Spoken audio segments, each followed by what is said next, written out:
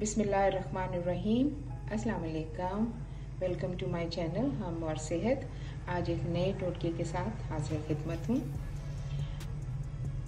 मच्छर से मलेरिया का नाम तो आपने डेफिनेटली सुना हुआ होगा, और मलेरिया किसी ज़माने में होता था तो एक वबा की सूरत में फैलता था और लाखों लोग उसमें लुक़्मा अजल बन जाते थे।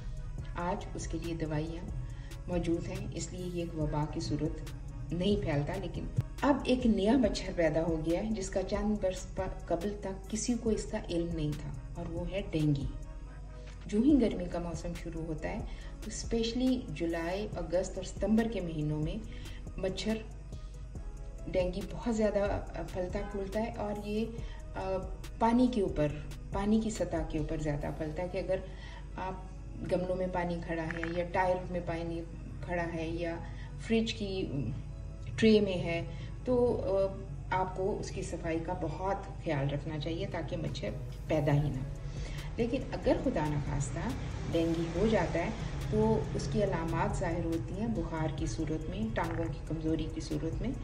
तो सबसे पहले तो ये कि आपने सारा दिन नींबू पानी पीते रहना।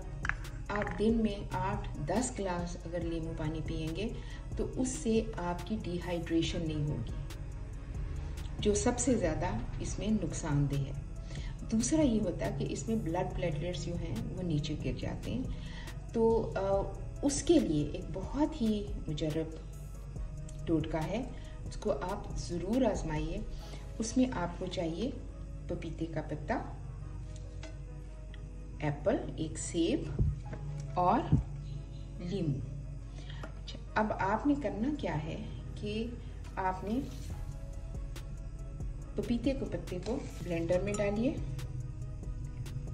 उसके साथ ही आप 1 गिलास आपने पानी का डाल दिया, और उसके बाद आप इसको ब्लेंड कीजिए।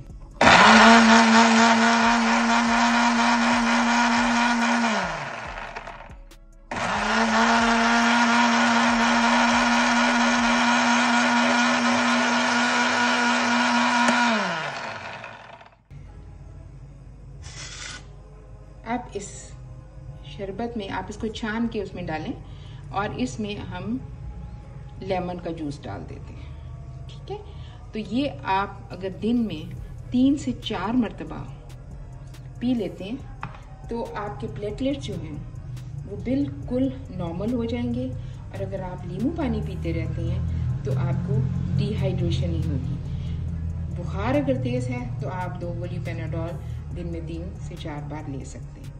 तो इंशाअल्लाह ताला इससे मुकम्मल क्योर है, और इस ना सिर्फ मुकम्मल क्योर है, इससे कोई नेगेटिव असरात नहीं होंगे आपको इंशाअल्लाह ताला। तो बहुत शुक्रिया फॉर वॉचिंग माय चैनल, और आप यकीनन मेरे चैनल को सब्सक्राइब भी करेंगे, बेल आइकन को भी दबाएंगे और लाइक भी करेंगे।